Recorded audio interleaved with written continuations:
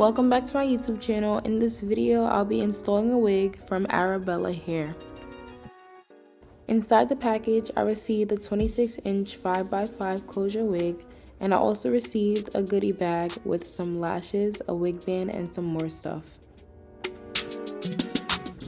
This is what the wig looks like straight out the package. As you guys can see, it's super full and long for 26 inches. Also, the knots on this wig are super small, so they were pretty easy to bleach. In this video, I'll be showing you guys how to install a closure wig to make it look like a frontal. I'll be showing you guys how I plucked, customized, prepped the wig for install, and I'll be showing you guys how I installed the wig. The first thing that I'll be showing you guys is how to pluck the wig. The first thing that I do is move the closure wig to the side that you want the part on. For this install, my client requested a left side part, so when the mannequin is in front of me, the part would be on the right side. So I moved the wig to the right side of the mannequin. Before I start plucking any lace, I always like to lay out everything before I start plucking. So right now I'm just making the part. Even though my client wants the left part, when it's facing me, the part is on the right side. And because we want it to look like a frontal install, I made the part as close to the left side as possible to leave more space for the sideburns so it can fit behind my client's ear. Also, when I'm making the part, I made sure that it was super deep because when I swooped the baby hairs, I wanted it to look like it was going behind my client's ear. As you guys can see, there's barely any hair on the left side to pluck. Most of the hair is on the right side so that it can give a frontal effect. After you finish making your part, the next thing that you're going to do is pull out all the hairs that you'll be using as your sideburn. After every little step, I always mold the baby hairs in place just to make sure that everything is exactly where I want it to be. Now I'm going to start plucking the hairline. The first thing that I do is separate all the hairs that are already pre-plucked. Before you start plucking, you're going to need a slanted tweezer, a spray bottle with water in it, and a tail comb. Once you have all the pre-plucked hairs separated from the hairline, you can then start plucking the hairline. When I'm plucking the hairline, I tweeze about 3 times in the same area before I move on across the hairline. Also, when I'm plucking the hairs out the lace, I make sure that I pluck directly from the root so that the whole entire knot in the hair comes out. This doesn't leave any little pieces of hair sticking up from the lace. When you're plucking the hair, you want to make sure that the hair is wet so that the knots will be easier to pull from the roots.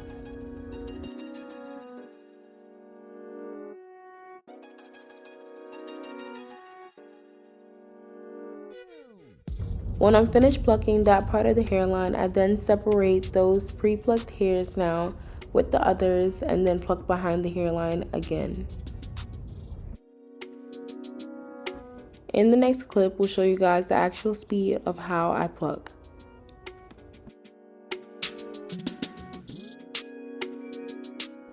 As you guys can see, when I'm plucking, you can see the knots from the roots pull up with the hair.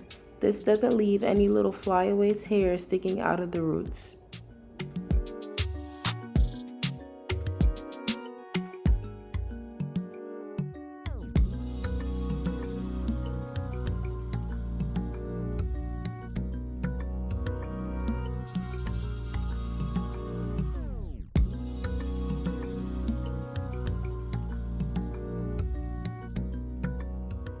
Now that I'm finished plucking behind the hairline, I'm going to take all the hairs that I separated before and place them with the hairline.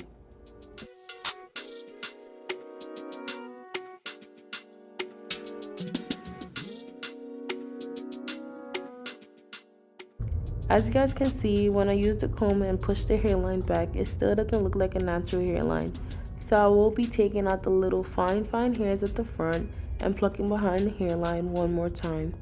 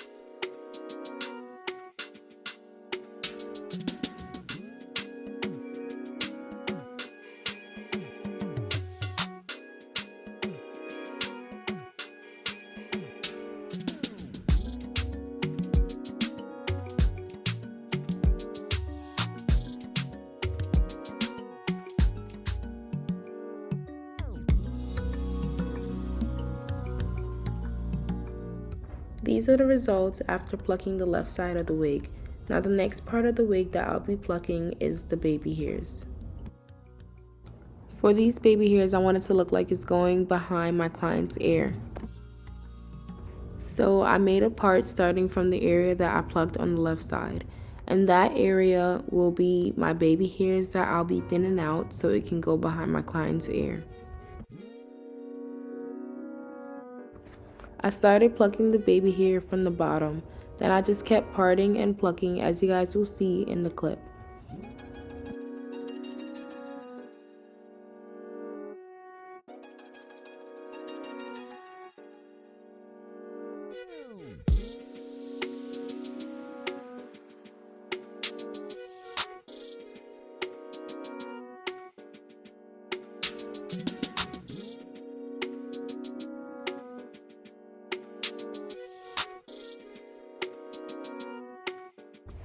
When I'm finished plucking each little section, I always pretend that I'm swooping the baby hairs just to make sure that I'm not over plucking.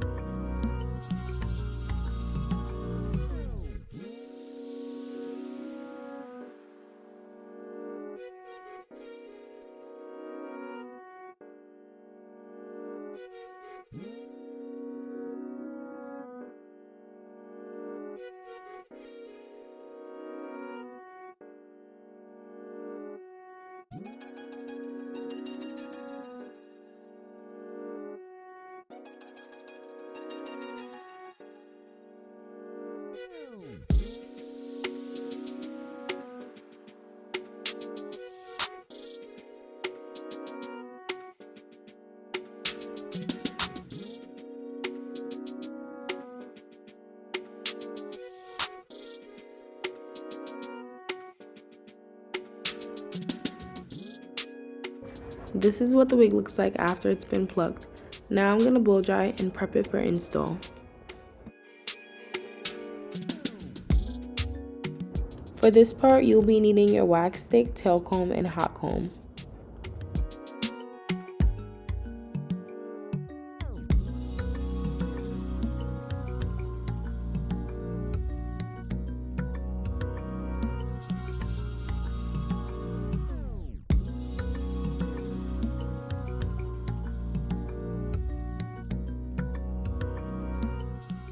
Before I hot comb any section of hair, I apply the wax stick to the roots so that when I hot comb it, it'll be super flat.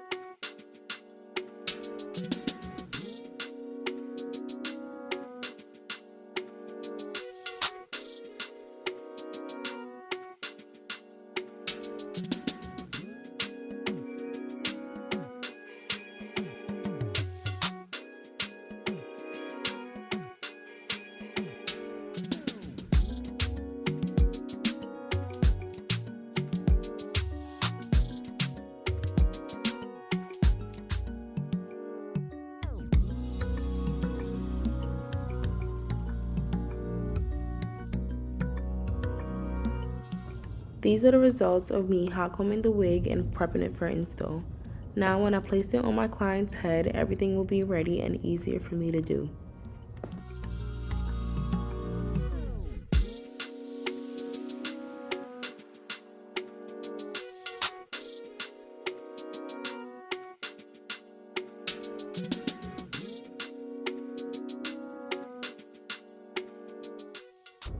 Now I place the bowl cap on my client's head, and instead of making a hole for both of her ears, I'm only making it for one, being that the closure will be on the right side of her head.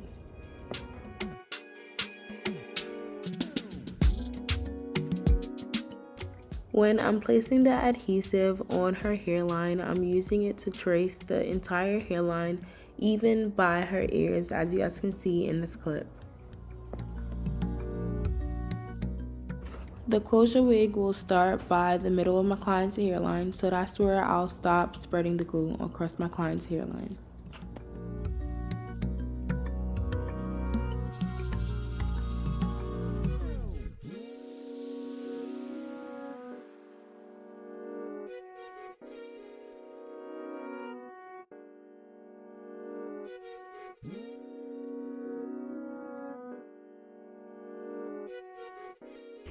Once the glue completely dried, I then used my Ruby Kiss Cream Foundation and placed it across the bowl cap where the lace will be showing.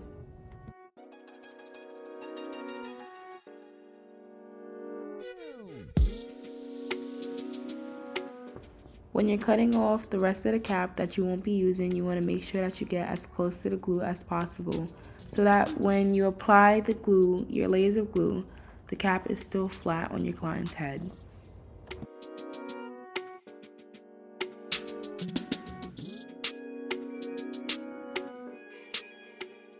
When you place the wig on your client's head, because it's a closure, it doesn't fit like how a frontal would. So you would need to separate the lace from the tracks. On the right side of the wig, you can see me cut a slit so that it can fit behind my client's ear like a frontal.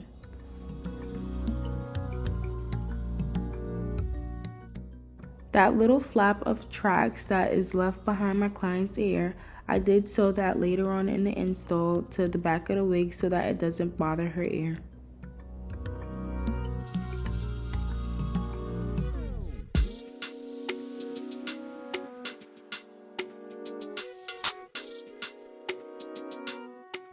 Once you have the wig positioned how you want it, you can then proceed with installing the wig as you would with any other install.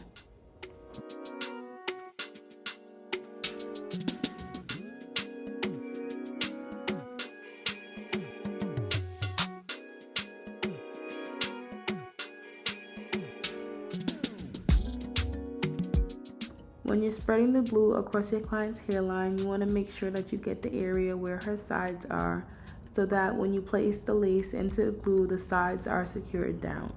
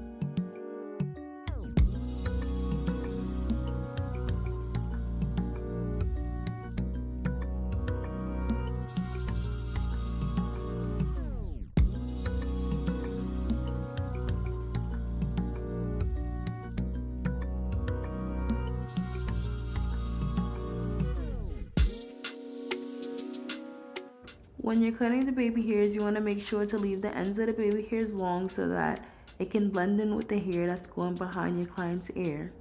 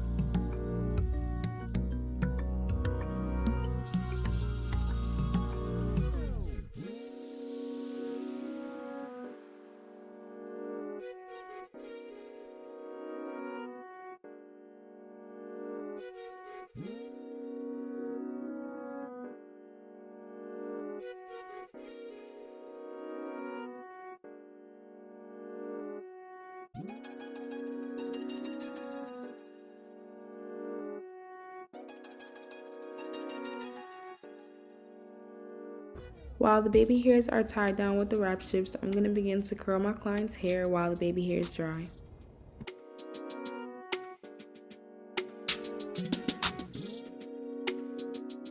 These are the results of how the baby hairs came out. Now I'm just going to hot comb the hairline with my bio silk and my stove hot comb.